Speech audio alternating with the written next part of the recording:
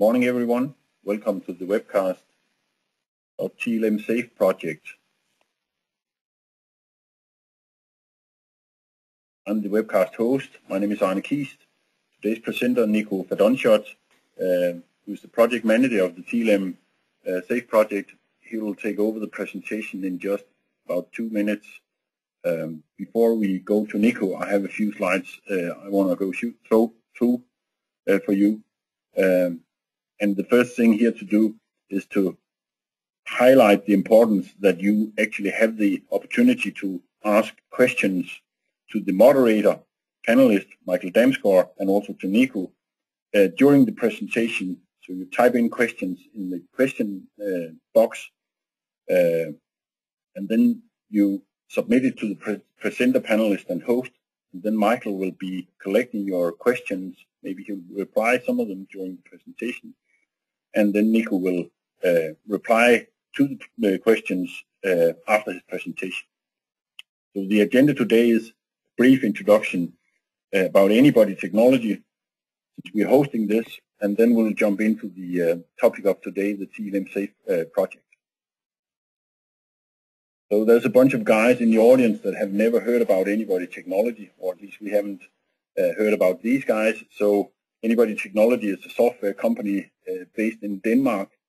We have an office in the US, and we provide software for musculo-skeletal simulations, and we also provide consulting, training, and support. And the reason that we are involved in this project, you see this visualized in the images to the right. Our model has been going through a development since we started in 2002, and it now has a level of detail that makes it suitable for surgical planning, and this is the topic of today. The Anybody modeling system, which is the software we provide, is built by us, and it has interfaces to a whole lot of different systems, including mocap systems, CAD systems, and finite element software. And it also comes with a body model. There will be a whole lot about the body model and validation of the body model, assuming in Nico's presentation. And the point here is that the software can be run either through a GUI interface. If you're an expert user, you want to do this.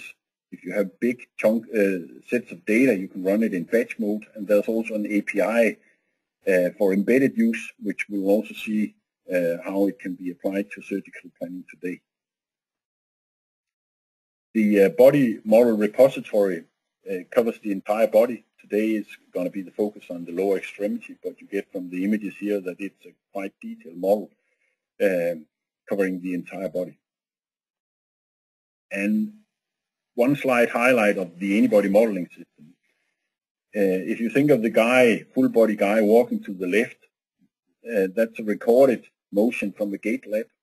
There's also a recording of ground reaction force visualized by the blue arrow pointing downwards. And this is the input to the system, and this is imposed on the model. And then you get from the Anybody modeling system actually two things. You get detailed joint articulation visualized in the knee model in the middle, and you get dynamic in vivo forces as visualized on the skeletal model that you see on the right. So before I transfer the presentation to the main presenter of the day, let me again highlight that you have an opportunity to enter questions in the question panel as we go, and then Nico will respond to them at the end of his presentation. So now I'm going to transfer, hopefully, the presentation to Nico, who is in the Netherlands. Nico, you have the mic. Yeah.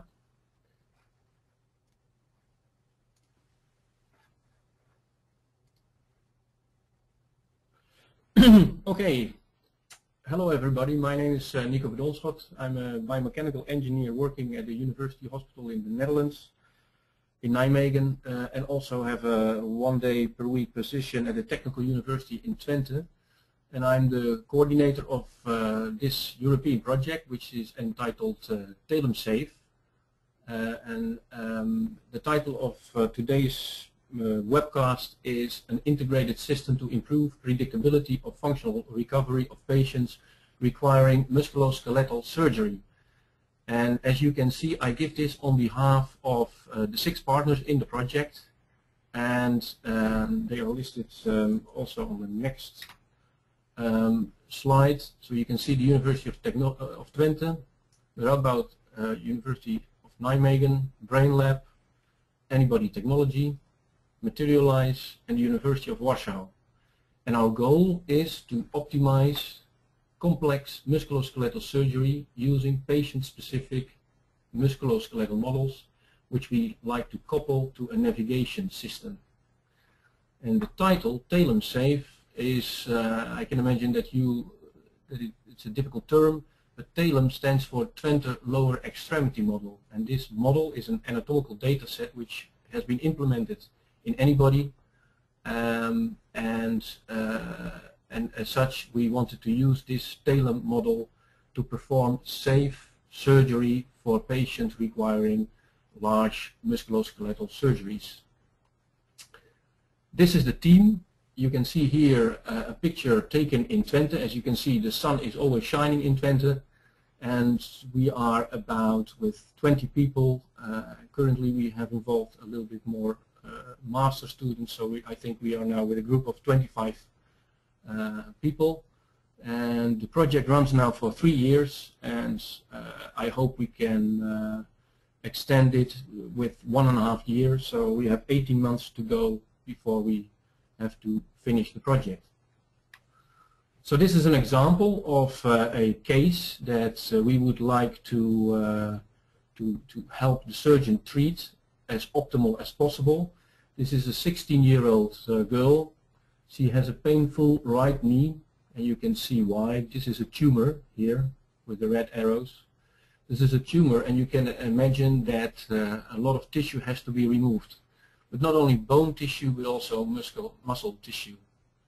And sometimes they use really these extensive implants, and you can wonder, will the patient be able to walk, or has the patient more benefit from an amputation? Because you can imagine if you implant such a large implant and the patient is not able to walk anymore, many complications can occur, for example, infection of this large implant. So if you know in advance that the patient has not enough muscle tissue enabling to walk, perhaps the patient is better off with an amputation. But of course, no one wants to have an amputation, so our goal is to try to predict more accurately than a surgeon can estimate whether this patient will be able to walk. And perhaps we can even help the surgeon to optimize the surgery by proposing muscle transfers. And muscle transfers are sometimes used in oncology orthopedic surgery, and this is an example in which the surgeon, these are flexion muscles, and sometimes the extensor mechanism of the patient is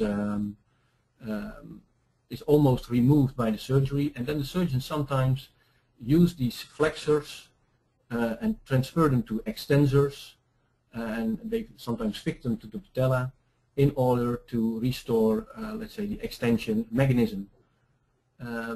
Well, first of all, the surgeon wants to know whether that is functional, effective, and whether it's necessary. And in the project, we try to help the surgeons to make that judgment. Now, this is the overview of the TLEMsafel project. So we start here with the medical center, and they make MRI scans of patients and healthy subjects. But also what they do is they collect functional data, so let's say gait analysis type of data. And with the imaging data, we would like to make a patient-specific or a subject-specific musculoskeletal model within anybody. And we collaborate, or one of the partners is Materialize, and they have done an excellent job to enable us to go from an MRI scan of a particular patient or subject to generate this patient-specific musculoskeletal model. And I will show you some results of that in the coming slides. So if you have then the patient-specific model, the partners at the University of Twente and anybody can calculate the muscle activity levels of that particular patient. And subsequently, suppose that the patient has a tumor in the knee, as I showed you before. We would like to operate on this patient-specific musculo-skeletal model. And the university in Warsaw is very good at virtual reality. They have developed software that enable us to operate on this patient-specific model. And I will show you an example of that as well. So we can operate on this model, and then of course we can kind of predict the functional outcome, anybody at the University of Twente. And with that, the surgeon can test different scenarios, different surgical scenarios, so that he can optimize his surgery in terms of functional recovery of the patient. Now, if the surgeon is then satisfied, he can load the surgery into a navigation system, and one of the partners is BrainLab. So we load the pre-operative plan in the navigation system to ensure that the surgeon can reach the pre-planned pre-planned surgery. And subsequently, we end up with a patient maybe having invasive implants, but with an optimal functional recovery. That's basically the core of the project. I just would like to remind you that you can send in questions, because Michael is going to collect them, and at the end we will try to answer these questions. So send them anytime, even during the presentation. Okay, so the project started with collecting MRI scans, as you see here on the left. And then we thought, okay, if we want to make a personalized model of these MRI scans, we need to segment all the muscles. So that's what we basically did. And we generated an atlas of these, of all the muscles. And it took us a few months to go from top to bottom and to reliably segment all the muscles. And of course, making a personalized model in a few months, that takes far too long. So what we subsequently did is, materialized it, we developed non-rigid registration algorithms to use the atlas and then project it on a next MRI scan of a next person. So you can see here how well the atlas fits on the next MRI of a person. And sometimes you can imagine we need to manually adjust it or manually check it, but yeah, this works now quite nicely, and we can, let's say, generate a we can morph the muscles onto another MRI scan quite quickly.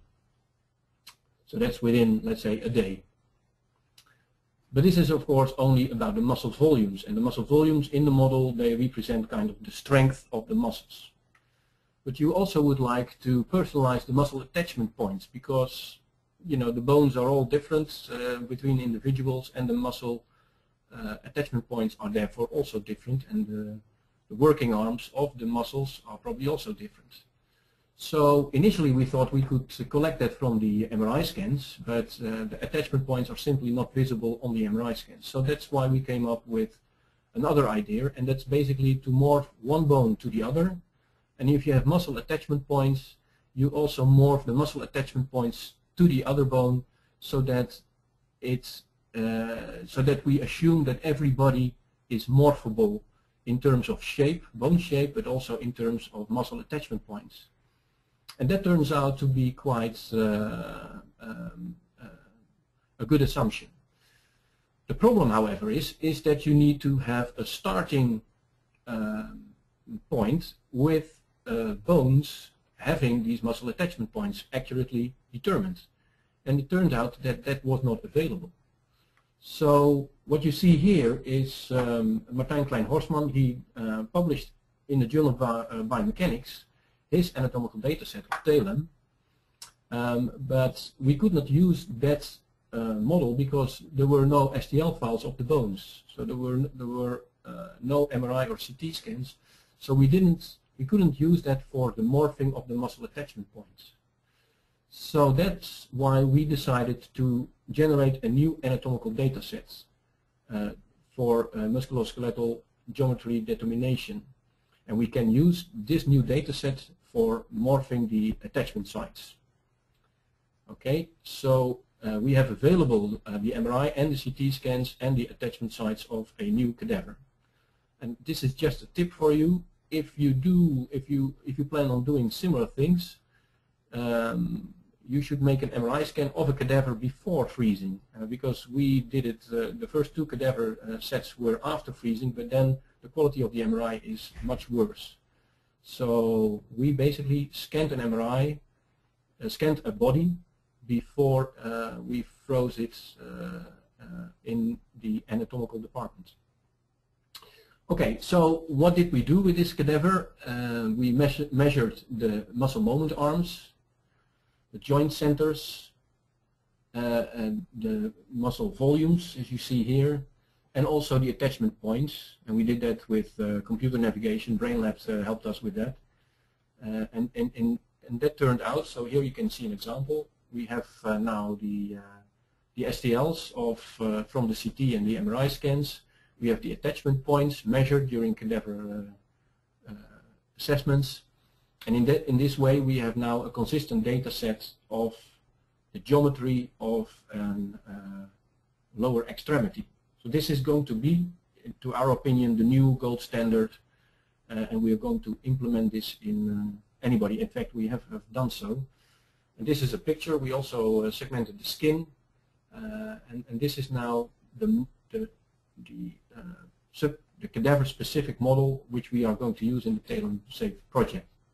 This is going to be implemented in anybody. Okay, so it means that we have now the possibility, we know the attachment sites on the cadaver, and we can now determine the attachment points on a next bone. And we did this, so we had a few cadavers, so we morphed from one to the other to determine the accuracy of this assumption that people are morphable in terms of attachment site. And you can imagine that it's not so easy, because an attachment site can be a point. Usually it's bigger, of course. It's a line, or sometimes it's a larger area. And if you compare then the area of one bone to another bone, it's quite complex. But we tried it. Anyway, this is going to be published very soon in the Journal of Biomechanics. And here you can see some of the results. So you see that the majority has a rather small error, but sometimes we found a big error. For the tibialis anterior, we found an error of about 5 centimeters. But this is due to the fact that it's a line connection, and the line was just shifted. And we also saw that in terms of lever arms of the muscle, this has a little effect. So we believe that this is quite acceptable, and we moved on of using this morphing algorithm to determine the patient and subject specific attachment points of the muscles. Okay, so it means we are able to generate a subject specific musculo-skeletal model in terms of muscle volumes and attachment sites. And overall, everything takes still a few days. The morphing of the bones goes very quickly. The muscles, it's about within a day. Sometimes we need some manual adjustment, but it gets quicker and quicker as we build experience. So then something about the data that we collected for within the hospital. And the TLEMsafel project is sketched that we will collect data from 10 healthy subjects and 30 patients. And from the 10 healthy subjects we have MRI scans, we have MVCs and isokinetic data, we measure activities like gait, chair rise, stair rise and descent, squatting, lunge, an obstacle, or dealing with an obstacle. We collected EMG data and also PET-CT scan data. I will come back to this later. From the 30 patients, we would like to have pre-operative and post-operative assessments of the MRI scans, MVCs, isokinetic data, same functional data and EMG. But the the inclusion of the patients went too slow for the project. And also you can imagine that a tumor patient at a pre-operative stage, it's very difficult to measure all the functional data. So that's why for the tumor patients we do not have the pre-operative functional data. Nevertheless, I think we create a unique data set which we will try to share at the end of the project with you all, and we hope that many researchers will benefit from this data set. Okay, does it matter? So if you make a patient-specific or a subject-specific model, does it then really matter, or can we just simply use standard scaling? Well, we are still working on that, but this is an example. So what you see here is the functional effect of subject-specific modeling. From the MRI scan, we have the bone morphing, and we have the muscle volume registration. And from the dynamometry, we can get functional data, and we use both geometrical data and functional data to improve the subject specificity of the models. And this is an example. This is done in Twente. You can see here the model. We have implemented the muscle volumes in the model, and we use functional data to scale the model from a muscle tendon parameter point of view. So not only geometrically we scale the model, but also we use strength measurements to calibrate, let's say, the model. In this particular case, we didn't have the muscle attachment points personalized yet. Here you can see a result. This is a flexion activity of the knee. So we go from extension to flexion. Yeah, you can see here the torque produced. So in extension, in full extension, the person is not able to generate a high torque. At 20 degrees of flexion, he starts to be able to build up a high torque, and then as flexion goes on, the torque is reduced. Now, if we look at the muscle activity, if you use standard scaling, we see values of up to 300%. And that means basically that the model could not produce that, because it should be around 100% as a maximum, because this is the maximum torque the individual can produce. If we implemented the personalized muscle volumes, the activity levels went down because the person had bigger muscles, stronger muscles than the standard scaled person. So the activity level went down. When we included the functional scaling, we were able, it's kind of an optimization, we were able to get the activity level at around 100%, which you also expect if a person is asked to maximize the torque during this activity. Yeah, so what we basically do is we do these kinds of strength measurements, isokinetic measurements, and we use this data to functionally scale the model. And I think that's important because I believe that to only personalize the model from a geometrical point of view is not enough, and you need some functional data from patients or healthy subjects to improve it.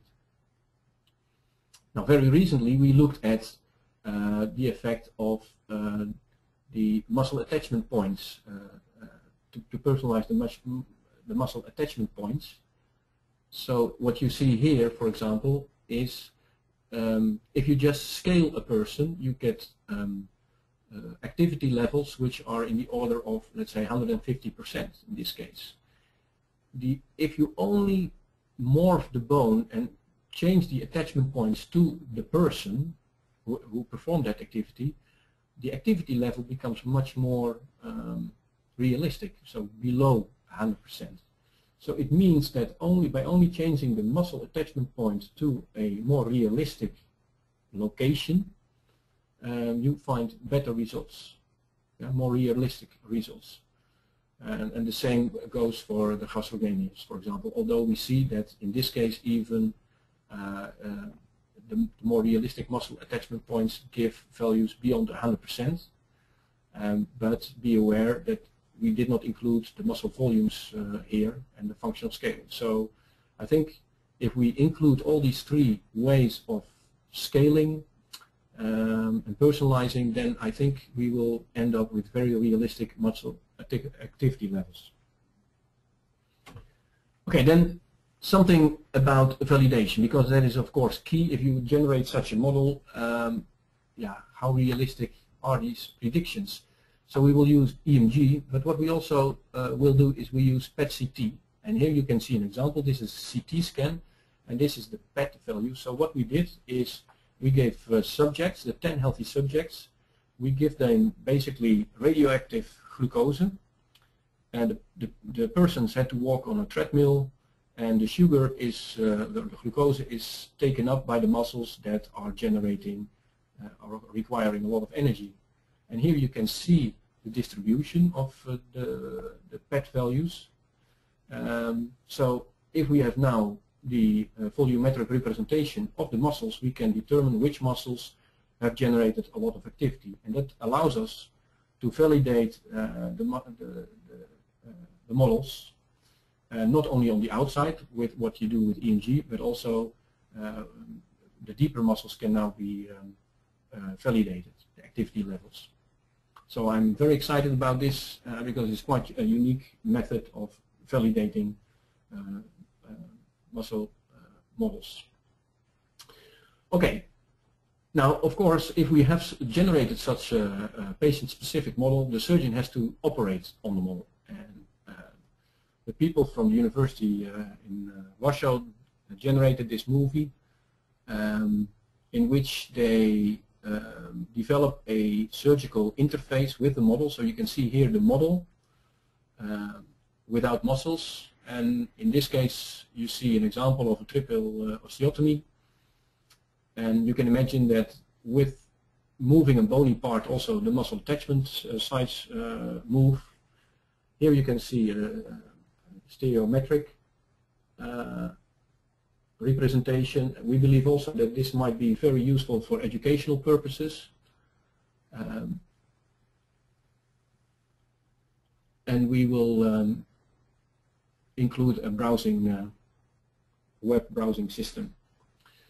And this is a movie that is generated half a year ago, but in the meantime, the University of Warsaw has moved on, and also with the comments of the surgeons, we have included now the MRI scans, because the surgeons, if they operate, they want to see the what they do also relative to the what they see on the MRI scan. So we have here the MRI scan, we have here the antibody model, and you can see the muscles, or you can remove the muscles, and you can operate on the MRI scans and then determine the functional outcome. And the surgeons want to, you can select any plane, so here you can see the muscle attachment points, but you can select any plane and the surgeon is very free to operate on the model. But of course, one challenge is also that the surgeons need to understand the modeling results, and that's not so easy. So we spent quite a lot of time on this. We haven't completed this task yet, but you can imagine that we have to simplify the output of the modeling part dramatically, because the surgeons are not interested in all the numbers. They just want to have the bottom line. Can the person walk or perform a certain activity? This is an example of a healthy individual that has a strength of the rectus femoris of 390. The person who's going to be operated has a strength of 300 newtons, and post-op, due to the surgery, the strength is reduced, and also the hip center is moved a bit. And then we thought about how to indicate to a surgeon the outcome or the effect of this virtual surgery. And basically what they would like is to see here what the maximum activity is of after the operation. So for example, you see here a deep knee bend. It says 36.5%. It means that the maximum activity level is 36.5% in the post-operative scenario number 1 or the post-operative scenario number 2, it's slightly higher, but it gives the surgeon the indication that the person is still able to do that. And that's basically what he wants to know. So if this is all green, he knows that the person he's going to operate on with this with these 2 surgical scenarios, they can perform these activities. What we also looked at is the relative measures. So, for example, you can see here that the activity level goes 53% up relative to the healthy situation. So that gives the surgeon a little bit more information. And we see here many more sheets with more detailed data, but probably the surgeons will not even look at that because they simply do not have the time to go over all the data. What we also would like to do is to have this performed very quickly. So that's why these activities here are parameterized. So it means that, for example, walking is not, we don't use the gait data simply because also we do not have that from the patient, but we will parameterize this so that the calculation time is also reduced and the surgeon gets an answer much quicker than if we have to run the antibody model completely. So this is work in progress. But we are able to very simply indicate to the surgeon whether the person is able to walk or to do a deep knee bend or not. Now, of course, then the surgeon needs to be able to perform the surgery as planned, and so we will connect the virtual operating pre-planning system with the navigation system, and we recently did this. We simulated a muscle removal, a muscle transfer, and 2 triple osteotomies.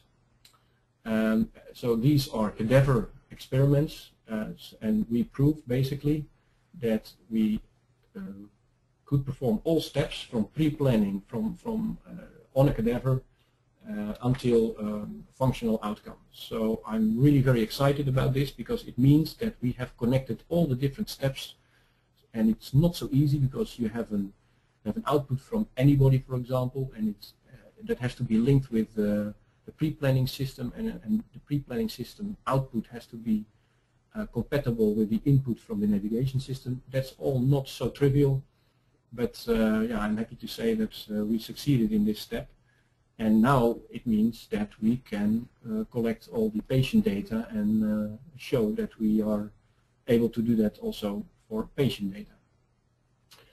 Now, finally, a few slides about a patient case. So here you see a dysplastic patient. Dysplastic patient means that on one side, or sometimes on both sides, the hip rotation center is too high. You can see this is the affected leg. Yeah, this is kind of the healthy side. I run it again. You can also see that she walks asymmetrically. Yeah, this leg is too short, or this is too long due to the hip center that is too high. So we measure also the force plane data while standing up, and it's not a surprise that her affected leg produces lower forces than the healthy side. Yeah, looking at her MRI scan, this is the affected side with smaller muscles, so weaker muscles than the healthy side.